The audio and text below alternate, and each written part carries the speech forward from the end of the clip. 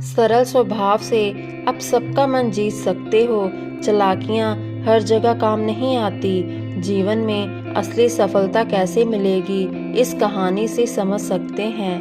व्यक्ति का सरल स्वभाव उसको वहाँ तक पहुँचा सकता है जहाँ तक जाने के लिए लोग अपनी ज़िंदगी लगा देते हैं। आज की कहानी में आपको पता चलेगा कि सरलता से क्या हासिल कर सकते हैं। चालाकियाँ करने वाले लोगों को अंत में पछताना पड़ता है। ऐसे लोग अपना सम्मान गंवा देते हैं और ऐसे लोगों पर कोई भी व्यक्ति भरोसा नहीं करता।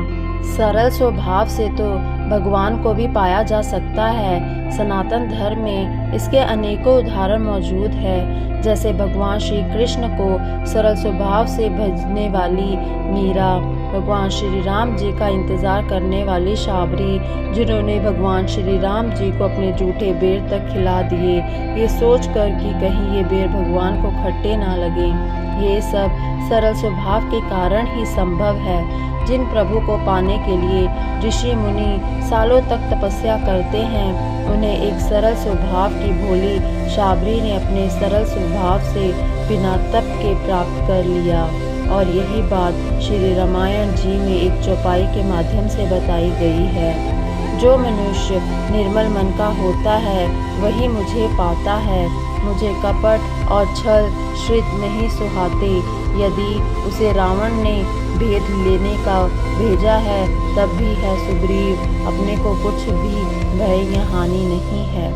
एक गुरु से ज्ञान वही विद्यार्थी ले पाता है जो सरलता का भाव रखता है। और जो व्यक्ति ज़्यादा चालाकी बताता है, ज़्यादा होशियारी बनता है, वह ज़्यादा कुछ हासिल नहीं कर पाता।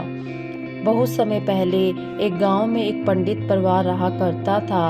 उस परिवार में 4 सदस्य थे, माता पिता और 2 लड़के। उनका जो सबसे छोटा लड़का था उसका नाम गणेश था। छोटा लड़का जो था उसका स्वभाव बहुत ही सरल था और वह बचपन से ही भगवान को अपने साथी की तरह मानता था। वह पंडित परिवार थोड़ा गरीब था, लेकिन जो गणेश था उसको बहुत ज़्यादा भूख लगती थी। कभी कभी तो वह 4 सदस्यों का खाना अकेले ही खा जाता था। उसके घर वाले उससे बहुत परेशान हो गए कि ये इतना खाना क्यों खाता है और इसे इतनी भूख क्यों लगती है।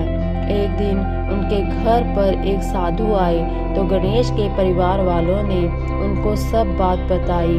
तो साधु जी बोले कि इसे मेरे साथ आश्रम भेज दो। ये वहाँ पर साधुओं की सेवा भी कर लेगा और वहाँ अच्छे से भोजन भी कर लेगा। साधु जी की बात मानकर गणेश को उनके साथ भेज दिया गया। अब रास्ते में गणेश को फिर भूख लग आई तो साधु जी ने उन्हें खाना निकाल कर दे दिया। देखते ही देखते गणेश सारा भोजन खा गया। साधु जी ने पूछा कि तुम इतना खाना क्यों खाते हो? तो वह बोलता है कि मुझे नहीं पता, जब तक मेरा पेट नहीं भरता तब तक मैं खाता रहता हूँ। साधु जी वहाँ से फिर आश्रम के लिए निकलते हैं और कुछ दूर चलने के बाद वह दोनों आश्रम पहुँच जाते हैं। आश्रम में गणेश को खाना बनाने के लिए रख लिया गया और वह सबसे बाद में खाना खाता। ऐसे ही कई दिन निकल गए। एक दिन साधु जी ने गणेश से बोला कि आज खाना नहीं बनेगा। तो गणेश हैरानी से पूछता है क्यों? साधु जी बोलते हैं कि आज रामनवमी है और इस आश्रम का नियम है कि यहाँ पर सभी लोग इस व्रत को करते हैं, तो हम सब रामनवमी का व्रत करेंगे। इसलिए हम सब लोग खाना नहीं खाएंगे तो खाना बनेगा भी नहीं। गणेश साधु जी से बोलता है कि मैं तो भूखा नहीं रह पाऊँगा। तो साधु जी उससे बोलते हैं कि एक काम करो, आश्रम से कुछ ही दूर एक नदी है, उसके पास जाकर तुम खाना बनाना और भगवान श्री राम जी को भोग लगाना और भोग लगाकर फिर तुम भी खाना खा लेना। गणेश खाना बनाने का सामान बांध कर ले जाता है और नदी के पास जाकर नहा धोकर खाना बनाकर रेडी हो जाता है। गणेश को बहुत तेज भूख लगने लगती है। वह खाना खाने ही वाला था कि उसे साधु जी की बात याद आ जाती है कि पहले भगवान श्री राम जी को भोग लगाना है। अब वह भगवान को भोग लगाने लगता है और बोलता है, भगवान राम जी आइए और भोग लगाइए। बहुत समय निकल गया लेकिन भगवान नहीं आए तो वह और सरल भाव के साथ बुलाने लगा। तो भगवान माता सीता से बोलते हैं कि ये कितना भोला भक्त है, चलो इस भक्त से मिलकर आते हैं। गणेश भगवान श्री राम जी और माता सीता को देखकर सोचता है कि मैंने तो सिर्फ भगवान श्री राम जी को बुलाया था, लेकिन ये माता सीता को भी लेकर आ गए और मैंने खाना तो सिर्फ 2 लोगों का ही बनाया है। अब गणेश भगवान से बोलता है कि आप भोग लगाइए। तो भगवान इस सरल भाव को देखकर प्रसन्न हो जाते हैं और पूरा भोजन खा जाते हैं और गणेश को आशीर्वाद देकर चले जाते हैं।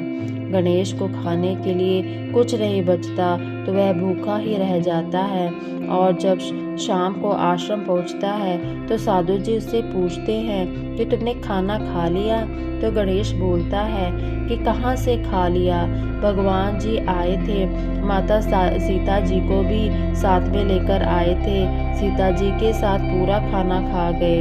तो साधु जी चौंक जाते हैं कि ऐसा थोड़ी होता है।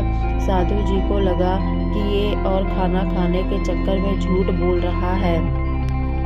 तो साधु जी गणेश से बोलते हैं कोई बात नहीं और उसे सोने के लिए बोल देते हैं।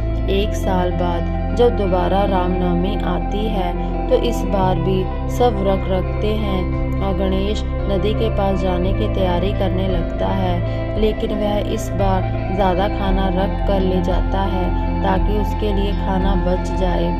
इस बार जब वह खाना तैयार करके भगवान को भोग लगाने बुलाता है तो भगवान के साथ माता सीता और लक्ष्मण जी भी आते हैं। अब गणेश जी का दिमाग खराब हो जाता है क्योंकि गणेश ने खाना 3 ही लोगों का बनाया होता है।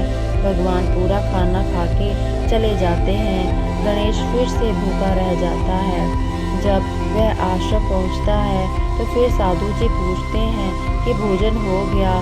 तो गणेश कहता है कि इस बार भगवान माता सीता के साथ लक्ष्मण को भी लेकर आए थे, फिर मेरे लिए खाना नहीं बचा। तो साधु जी सोचते हैं कि ऐसा कैसे हो सकता है, आज तक हमने भगवान को देखा तक नहीं और ये बोल रहा है कि भगवान सामने बैठकर खाना खा गए।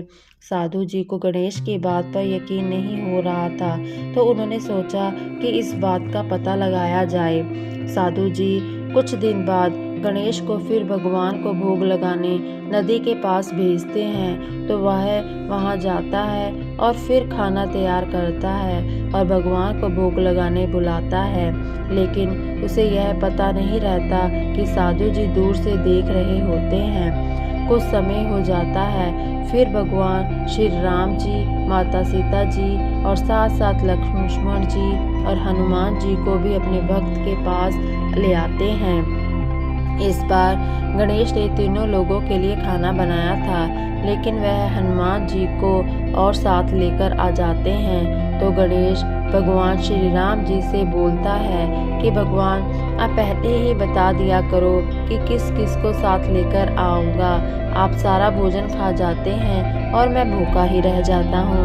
गणेश के इस भोलेपन से भगवान प्रसन्न हो जाते हैं और सब देखकर साधु जी भी दंग रह गए और गणेश से बोलते हैं कि जिन प्रभु को पाने के लिए हम सालों तपस्या करते हैं, हमें तब भी दर्शन नहीं हो पाए, लेकिन तुम्हारे भोलेपन और सरल स्वभाव से भगवान को स्वयं भोग लगाने आना पड़ा।